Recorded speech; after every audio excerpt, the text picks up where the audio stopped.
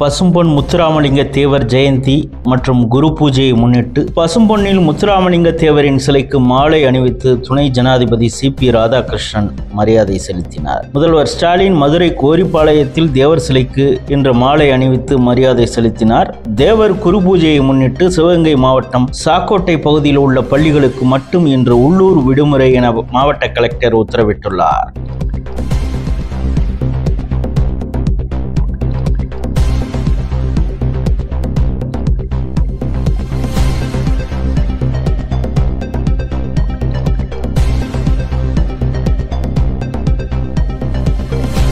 தமிழக அரசின் நகராட்சி நிர்வாகத்துறையில் நடந்த பணி நியமனத்துக்கு தலா 25 லட்சம் ரூபாய் முதல் 35 லட்சம் ரூபாய் வரை லஞ்சம் கைமாறியுள்ளதை அமலாக்கத்துறை கண்டுபிடித்துள்ளது. இது பற்றி விசாரணை நடத்தும்படி தமிழக போலீசாருக்கு 232 பக்க அறிக்கையை அமலாக்கத்துறை அனுப்பியுள்ளது.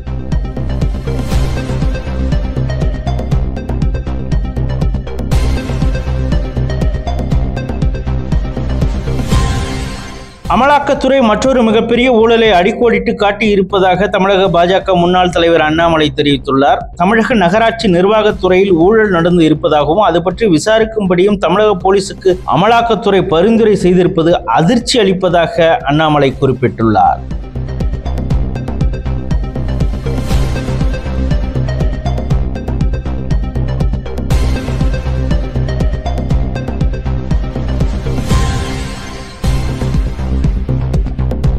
கன்னியாகுமரி மாவட்ட மாசு கட்டுப்பாட்டு வாரிய அதிகாரியாக பணியாற்றி வருகிறார் பாரதி. சமீபத்தில் நாகர்கோவில் அருகே உள்ள பிரபல பேக்கரி ஒன்றில் அதிகாரியின் உத்தரவின் பேரில் ஆய்வு செய்து அனுமதியின்றி இயங்கி வருவதாக கூறி மின் இணைப்பு துண்டிக்கும் நடவடிக்கை மேற்கொள்ளப்பட்டது. இதற்கு எதிர்ப்பு தெரிவித்து விடுதலை சிறுத்தைகள் கட்சியின் மாநகர் மாவட்ட செயலாளர் அல் காலித் மற்றும் மார்க்சிஸ்ட் லெனினிஸ்ட் ரெட் ஸ்டார் மாவட்ட செயலாளர் மணவை கண்ணன் ஆகியோர் ஆர்ப்பாட்டத்தில் ஈடுபட்டனர். இந்த கூட்டத்தில் அல் காலித் அதிகாரி பாரதியை மிகவும் அவதூறாக பேசிய வீடியோ வெளியாகி பரபரப்பை ஏற்படுத்தியுள்ளது. இது தொடர்பாக வடசேரி போலீசார் விசாரணை மேற்கொண்டு பெண் அதிகாரி பாரதியின் புகாரின் பேரில் பெண் வன்கொடுமை தடுப்பு சட்டம் உட்பட 5 பிரிவுகளின் கீழ் அல்காலித், மணவை கண்ணன் மற்றும் பேக்கரி உரிமையாளர் முகமது இஸ்மாயில் ஆகியோர் மீது வழக்கு பதிவு செய்துள்ளனர். தற்போது விடுதலை சிறுத்தைகள் கட்சி மாவட்ட செயலாளர் அல்காலித் தலைமறைவாகி இருப்பதாக தகவல் வெளியாகியுள்ளன.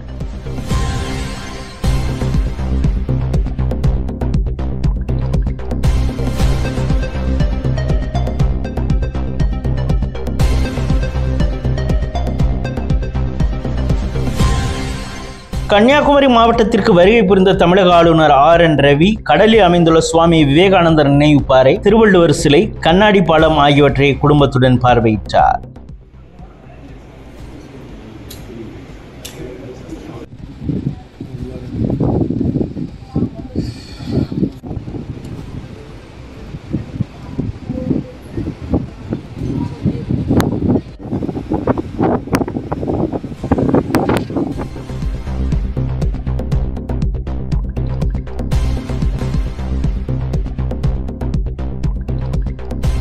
ஹரியானாவின் அம்பாலா விமானப்படை தளத்தில் இருந்து ரஃபேல் போர் விமானத்தில் ஜனாதிபதி திரௌபதி முர்மு பயணித்தார். இது தொடர்பாக அவர் புகைப்படங்களை சமூக வலைதளத்தில் பகிர்ந்து மறக்க முடியாத அனுபவம் என பதிவிட்டுள்ளார்.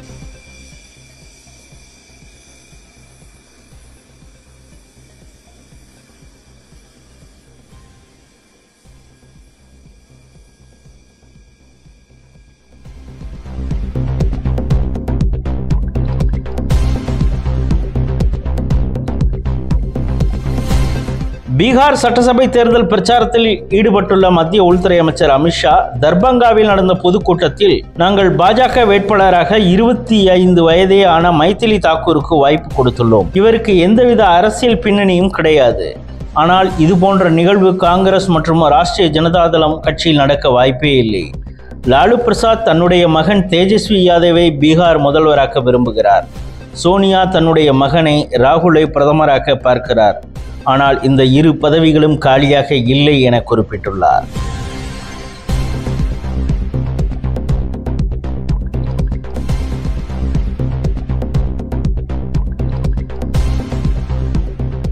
பீகார் சட்டசபை தேர்தலுக்கு இன்னும் 6 நாட்களே இருக்கும் சூழலில் 2 மாதங்களுக்கு பிறகு நேற்று பீகார் மாநிலம் முசாஃபர்பூர் மற்றும் தர்பங்காவில் கூட்டணி கட்சி வேட்பாளர்களுக்கு ஆதரவாக ராகுல் பிரச்சாரத்தில் ஈடுபட்டார். அப்போது ஓட்டுக்காக பிரதமர் மோடி எந்தவிதமான நாடகத்தையும் அரங்கேற்றுவார், நடனம் ஆடினால்தான் உங்களுக்கு ஓட்டு போடுவோம் என கூறி பாருங்கள், உடனடியாக அவர் பரதநாட்டியமே ஆடுவார். பீகாரில் முதல்வர் நிதிஷ்குமார் தலைமையில் ஆட்சி நடப்பதாக ஒரு மாய தோற்றத்தை பாஜக உருவாக்கி இருக்கிறது. உண்மையில் அவரை வைத்து ரிமோட் கண்ட்ரோல் மூலம் பாரதிய ஜனதா தான் ஆட்சி நடத்தி வருகிறது. நாட்டில் வேலை வாய்ப்பை உருவாக்க முடியாததால் மக்கள் அனைவரும் இன்ஸ்டாகிராம் ரீல்ஸிலேயே மூழ்கி கிடக்க வேண்டும் என பிரதமர் மோடி விரும்புகிறார். இதற்காகவே தொலை தொடர்பு துறையை ஒரு நிறுவனத்தின் வசமே அவர் வைத்து இருக்கிறார் என பேசியுள்ளார்.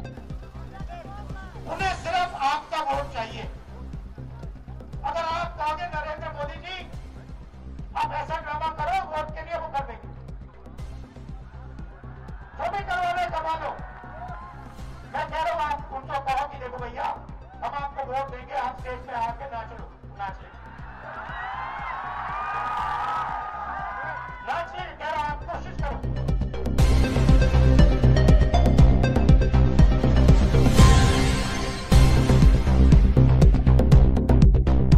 தென்கொரியாவில் ஆசிய பசிபிக் பொருளாதார கூட்டமைப்பு மாநாட்டில் கலந்து கொண்ட அமெரிக்க அதிபர் ட்ரம்ப் அக்கூட்டத்தில் பேசுகையில் இந்திய பிரதமர் நல்ல மனிதர், அதே போல பாகிஸ்தான் ஃபீல்டு மார்ஷலும் நல்லவர், இரு தரப்பிடமும் வர்த்தகம் செய்ய மாட்டேன் என தெரிவித்தேன். இதை புரிந்து கொண்டு 2 அணு ஆயுதம் வைத்திருக்கும் நாடுகளும் அதன் பிறகு போரை நிறுத்தியதாக தெரிவித்துள்ளார். ஏற்கனவே போர் நிறுத்தம் குறித்து ட்ரம்ப் பேச்சுக்கு பலமுறை இந்திய தரப்பில் விளக்கம் அளித்த பின்பும் அதையே திரும்ப திரும்ப ட்ரம்ப் பேசி வருவது புவிசார் அரசியல் பகுப்பாய்வாளர்களிடையே எரிச்சலை ஏற்படுத்துவதாக சொல்லப்படுகிறது.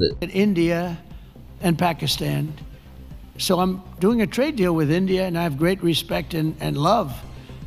As you know, for Prime Minister Modi, we have a great relationship. Likewise, the Prime Minister of Pakistan is a great guy and the Field Marshal. They have a Field Marshal. You know why he's a Field Marshal? He's a great fighter. He really is. He's a great guy too. And so I know them all.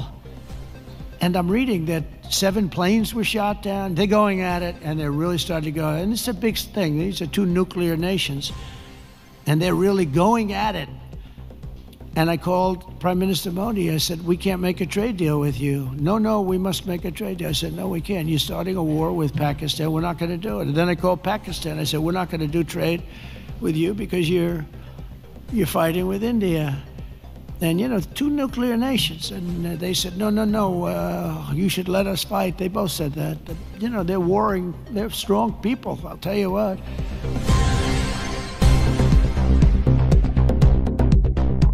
ஆசியாவில் பெரும் அதிகார மாற்றம் ஏற்படும். இந்தியாவின் பொருளாதாரம் எதிர்பார்த்ததை விட விரைவில் சீனாவின் பொருளாதாரத்தை விஞ்சக்கூடும். சீனாவின் மக்கள் தொகை சுருங்கிய நிலையில் இந்தியா இளமையாகவும் வளர்ச்சி வேகத்துடன் நிறைந்து காணப்படுகிறது என சிங்கப்பூர் முன்னாள் பிரதமர் லீ ஜியூன் லூங் தெரிவித்துள்ளார். I think it's a useful grouping to have.